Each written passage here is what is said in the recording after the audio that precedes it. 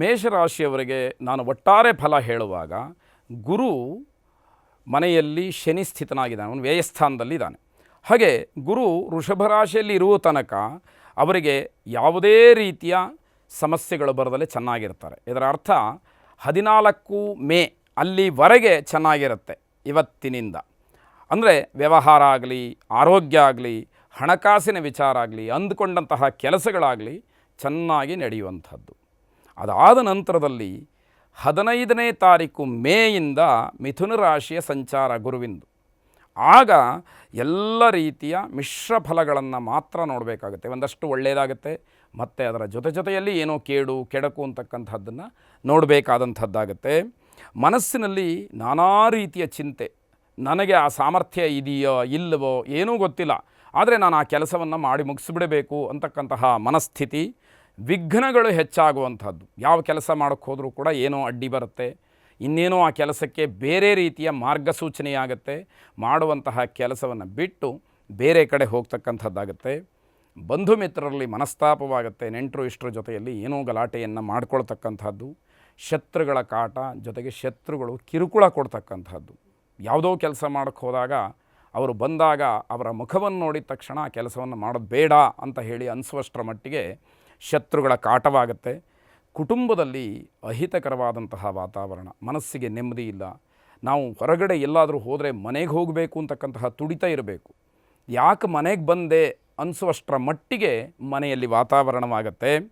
ಹಾಗೆ ದುಷ್ಟರ ಸಹವಾಸ, ಯಾವ ವ್ಯಕ್ತಿ ಒಳ್ಳೆಯವನು ಯಾರು ಕೆಟ್ಟೋರು ಅಂತ ಹೇಳಿ ಅಲ್ಲಿ ಏನೂ ಕೂಡ ನಾವು ತುಲನೆ ಮಾಡೋದಕ್ಕಾಗೋದಿಲ್ಲ.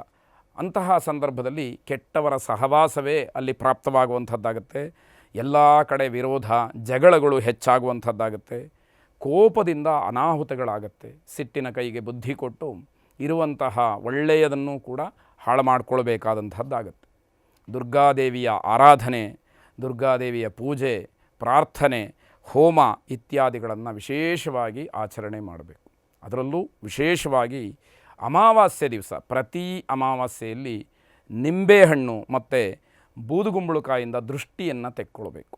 ಶತ್ರುಕಾಟದ ನಿವಾರಣೆಗೋಸ್ಕರವಾಗಿ ಜಯಂತಿ ಮಂಗಲಾಕಾಲಿ ಭದ್ರಕಾಲಿ ಕಪಾಲಿನಿ ದುರ್ಗಾ ಕ್ಷಮಾ ಶಿವಾಧಾತ್ರಿ ಸ್ವಾಹಾ ಸ್ವಧಾ ನಮೋಸ್ತುತೆ ಎಂಬುದಾಗಿ ಮಂಗಳವಾರ, ಶುಕ್ರವಾರ, ಹುಣ್ಣಿಮೆ, ಅಮಾವಾಸ್ಯೆ ದಿವಸದಲ್ಲಿ 9 ಬಾರಿ ಹೇಳಿಕೊಳ್ಳುವಂಥದ್ದು ನಿಮ್ಮ ರಕ್ಷಣೆಗೆ ಒಳ್ಳೆಯದು ಅಂತಕ್ಕಂಥದ್ದು ಪರಿಹಾರ.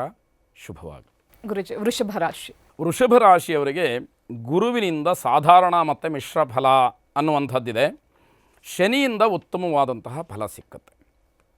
ಉದ್ಯೋಗದಲ್ಲಿ ಗುರುವಿನಿಂದ ಆಗ್ತಕ್ಕಂಥದ್ದು ಅಲ್ಪ ಪ್ರಗತಿ. ಎಷ್ಟೇ ಕಷ್ಟಪಟ್ಟರೂ ಕೂಡ ಮಾಡುವಂತಹ ಕೆಲಸದಲ್ಲಿ ಏಳಿಗೆ ಇಲ್ಲ, ಅಥವಾ ತುಂಬ ಕಷ್ಟಪಟ್ಟರೆ ಏನೋ ಒಂದು ಚೂರು ಏಳಿಗೆ ಅಂತಕ್ಕಂಥದ್ದು ಸಿಕ್ಕತ್ತೆ. ಅತಿಯಾದಂತಹ ತಿರುಗಾಟ, ಯಾವ ಪ್ರಯೋಜನವೂ ಇಲ್ಲ, ಸುಮ್ಮನೆ ಓಡಾಡ್ತಾ ಇರುವಂಥದ್ದು. ಯಾರು ಕೇಳಿದರೂ ಪುರ್ಸೊತ್ತಿಲ್ಲ, ಕೆಲಸ ಮಾತ್ರ ಯಾವುದೂ ಇಲ್ಲ ಅನ್ನುವ ರೀತಿಯಲ್ಲಿ. ಬಂಧುಗಳಲ್ಲಿ ಜಗಳವಾಗುತ್ತೆ, ನೆಂಟರಿಷ್ಟರಲ್ಲಿ ಜಗಳ ಆಗುತ್ತೆ, ಮನಸ್ತಾಪಕ್ಕೆ ಅದು ಕಾರಣವಾಗುತ್ತೆ. ಆರೋಗ್ಯ ಸಣ್ಣ ಮಟ್ಟಿಗೆ ಸುಧಾರಣೆಯಾಗುತ್ತೆ, ಬದುಕಬಹುದು ಅನ್ನುವಂತಹ ಒಂದು ನಂಬಿಕೆ ಅಲ್ಲಿ ಸೃಷ್ಟಿಯಾಗುವಂಥದ್ದು. ವ್ಯಾವಹಾರಿಕವಾಗಿ ಧನಲಾಭವಾಗುತ್ತೆ. ಕೇವಲ ಹಣಪ್ರಾಪ್ತಿಯಾದರೆ ಮನಸ್ಸಿಗೆ ಸಮಾಧಾನ ಬೇಕಲ್ಲ, ಅದು ಬಹಳ ಮುಖ್ಯವಾದಂಥದ್ದು. ಅಧಿಕವಾದಂತಹ ಖರೀದಿ, ಏನು ನೋಡಿದ್ದನ್ನೆಲ್ಲ ತಗೊಳ್ಳಬೇಕು ಅನ್ನುವಂಥದ್ದು, ಅದರಲ್ಲೂ ವಿಶೇಷವಾಗಿ ಮಾತೆಯರಿಗೆ ಅದು ಅನ್ವಯವಾಗ್ತಕ್ಕಂಥದ್ದು. ಸರ್ಕಾರಿ ಕ್ಷೇತ್ರದಲ್ಲಿ ಯಾರು ಸೇವೆ ಮಾಡುವಂಥವರಿದ್ದಾರೆ, ಕೆಲಸದಲ್ಲಿದ್ದಾರೆ, ನೌಕರಿಯಲ್ಲಿದ್ದಾರೆ, ಅವರಿಗೆ ಬಡ್ತಿಯೋ ಅಥವಾ ಸರ್ಕಾರದಿಂದ ಸಿಕ್ಕಬೇಕಾದಂತಹ ಸವಲತ್ತುಗಳು ಸಕಾಲದಲ್ಲಿ ಸಿಕ್ಕುವಂತಹ ಅನುಕೂಲವಾಗುತ್ತೆ. ಸ್ಥಿರಾಸ್ತಿಗೆ ಒಡೆಯರಾಗಬಹುದು. ಅಂದರೆ ಯಾವುದೋ ಒಂದು ಮನೆಯನ್ನು, ಕಟ್ಟಡವನ್ನು, ಭೂಮಿಯನ್ನು ಖರೀದಿ ಮಾಡ್ತಕ್ಕಂತಹ ಯೋಗ ಶನಿಯಿಂದ ಪ್ರಾಪ್ತವಾಗ್ತಕ್ಕಂಥದ್ದು. ವಿಶೇಷವಾಗಿ ಗುರುಚರಿತ್ರೆಯನ್ನು ಪಾರಾಯಣ ಮಾಡಬೇಕು, ಸದ್ಗುರುವಿನ ಅನುಗ್ರಹಕ್ಕೆ ಪಾತ್ರವಾಗಬೇಕು ಅಂತಕ್ಕಂಥದ್ದು. ಅದರಲ್ಲೂ ದತ್ತಾತ್ರೇಯರನ್ನು ವಿಶೇಷವಾಗಿ ಪ್ರಾರ್ಥನೆ ಮಾಡಿದರೆ ಗುರುಗ್ರಹದಿಂದ ಆಗತಕ್ಕಂತಹ ದೋಷ, ಪ್ರಾಪ್ತವಾಗಿರತಕ್ಕಂತಹ ತೊಂದರೆ ಎಲ್ಲವೂ ಕೂಡ ನಿವಾರಣೆಯಾಗತ್ತೆ ಅನ್ನುವಂಥದ್ದು. ಇದರ ಜೊತೆಯಲ್ಲಿ ಸಾಧು ಸಂತರುಗಳು, ಅವಧೂತರು, ಶುದ್ಧವಾಗಿರ್ತಕ್ಕಂಥವರು, ಅವರುಗಳಿಗೆ ದವಸ ಧಾನ್ಯ ಇತ್ಯಾದಿಗಳನ್ನು ದಾನ ಮಾಡಿದರೆ, ಸಹಾಯ ಮಾಡಿದರೆ, ಅವರನ್ನು ಆಶ್ರಯ ಮಾಡಿರತಕ್ಕಂಥವರು ಒಂದಷ್ಟು ದಿನ ಸುಖವಾಗಿರ್ತಾರೆ ಅಂತಕ್ಕಂಥದ್ದು.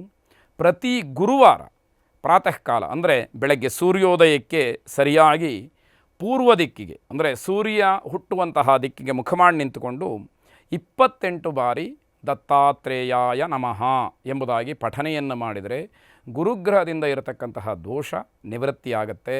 ಶುಭವಾಗಲಿ. ಗುರುಜಿ, ಮಿಥುನ ರಾಶಿ. ಮಿಥುನ ರಾಶಿಯವರಿಗೆ ಈ ವರ್ಷದ ಆರಂಭ ಅಷ್ಟೊಂದು ಚೆನ್ನಾಗಿಲ್ಲ. ಸ್ವಲ್ಪ ದಿನ ಕಳೆದ ನಂತರದಲ್ಲಿ ನಿಧಾನವಾಗಿ ಸರಿಯಾಗ್ತಕ್ಕಂಥದ್ದಿದೆ. ಗುರುಗ್ರಹದಿಂದ ಅಶುಭ ಫಲಗಳೇ ಹೆಚ್ಚಾಗಿ ಕಾಣುವಂಥದ್ದು. ಬೇಸರ ಮಾಡಿಕೊಳ್ಳುವಂಥದ್ದು ಏನಿಲ್ಲ. ಮುಂಚಿತವಾಗಿ ನಮಗೆ ಗೊತ್ತಾದರೆ ನಾವು ಮುನ್ನೆಚ್ಚರಿಕೆಯನ್ನು ವಹಿಸಬಹುದು ಅಂತಕ್ಕಂಥದ್ದು. ಸ್ಥಳದಲ್ಲಿ, ಉದ್ಯೋಗದಲ್ಲಿ ಬದಲಾವಣೆಯನ್ನು ಕಾಣಬೇಕಾದಂಥದ್ದು. ವಾಸ ಮಾಡ್ತಕ್ಕಂತಹ ಸ್ಥಳ, ಮನೆ, ಊರು ಅಥವಾ ಉದ್ಯೋಗ, ವ್ಯವಹಾರ ಯಾವುದು ಬೇಕಾದರೂ ಕೂಡ ಬದಲಾವಣೆ ಆಗುವಂತಹ ಸಾಧ್ಯತೆ ಹೆಚ್ಚಾಗಿರುತ್ತೆ. ಹೆಚ್ಚೆಚ್ಚು ಯೋಚನೆಗಳು ಬರುತ್ತೆ. ನಮ್ಮ ಶಕ್ತಿಯನ್ನು ಮೀರಿ ಯೋಚನೆ ಮಾಡ್ತಕ್ಕಂತಹ ಪರಿಸ್ಥಿತಿಗಳು ಬರುತ್ತೆ. ಆದರೆ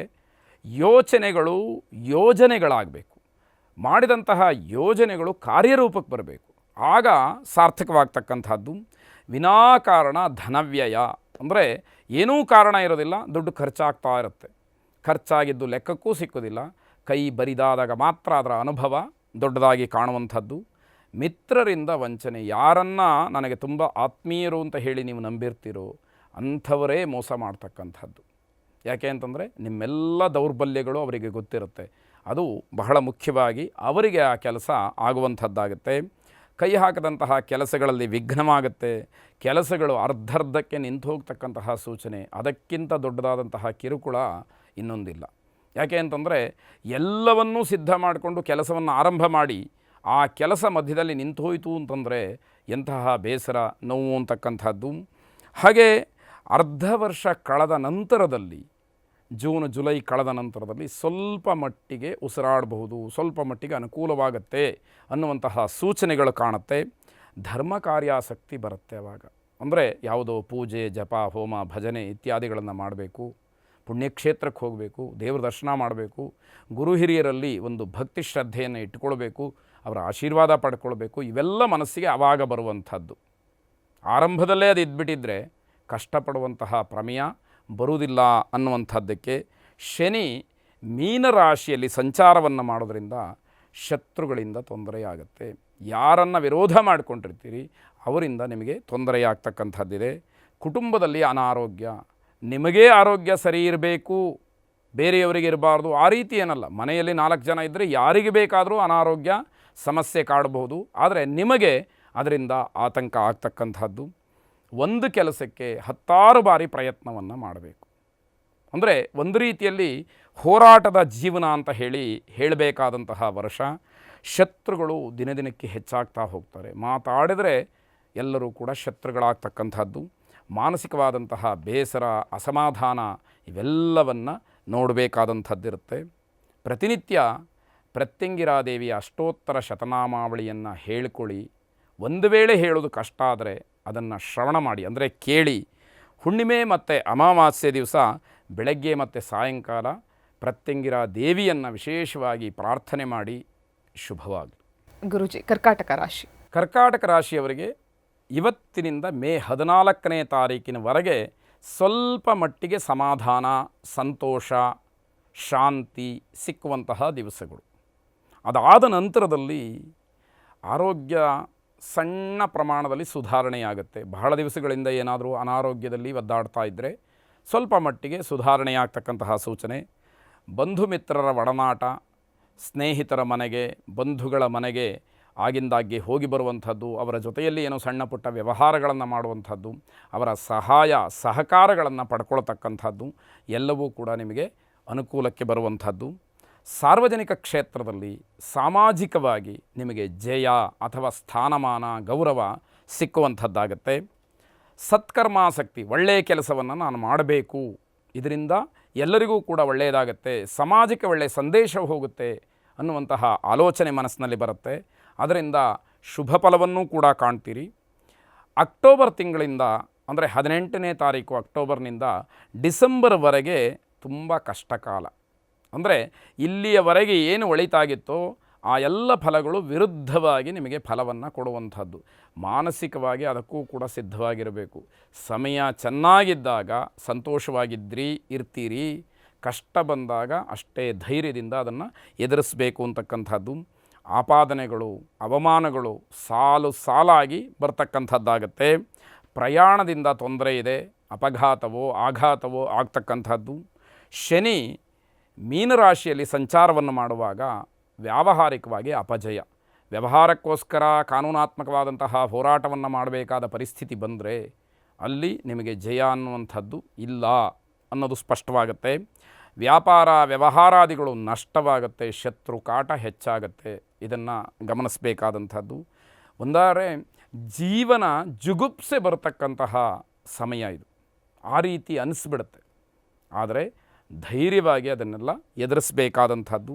ಪ್ರತಿನಿತ್ಯ ವಿಷ್ಣು ಸಹಸ್ರನಾಮವನ್ನು ಶ್ರವಣ ಅಥವಾ ಪಠನ ಮಾಡಿ, ತುಳಸಿ ಗಿಡಕ್ಕೆ ವಿಶೇಷವಾಗಿ ಶುದ್ಧವಾದಂತಹ ನೀರನ್ನು ಹಾಕಿ ಗಿಡ ಬೆಳೆಯುವುದಕ್ಕೆ ಅನುಕೂಲ ಮಾಡಿ, ತುಳಸಿ ಗಿಡಗಳನ್ನು ದಾನ ಮಾಡಿ. ಬೇರೆಯವರು ಬೆಳೀತಕ್ಕಂತಹ ಅಥವಾ ಯಾವುದಾದ್ರು ದೇವಸ್ಥಾನಗಳಿಗೆ ಬೃಂದಾವನವನ್ನು ಮಾಡ್ತಕ್ಕಂಥವ್ರಿಗೆ ತುಳಸಿ ಗಿಡಗಳನ್ನು ದಾನ ಮಾಡಿ ಪುಣ್ಯ ಸಂಚಯವನ್ನು ಮಾಡಿಕೊಳ್ಳಿ. ಯಾರ ಜೊತೆಯಲ್ಲೂ ಕೂಡ ವಿರೋಧವನ್ನು ಮಾಡಿಕೊಳ್ಬೇಡಿ. ನೀವು ಎಷ್ಟು ಶಾಂತ ಮನಸ್ಕಿನಿಂದ ಇರ್ತೀರೋ ಅಷ್ಟು ನಿಮಗೆ ಒಳಿತಾಗುವಂಥದ್ದು. ಶುಭವಾಗಲಿ.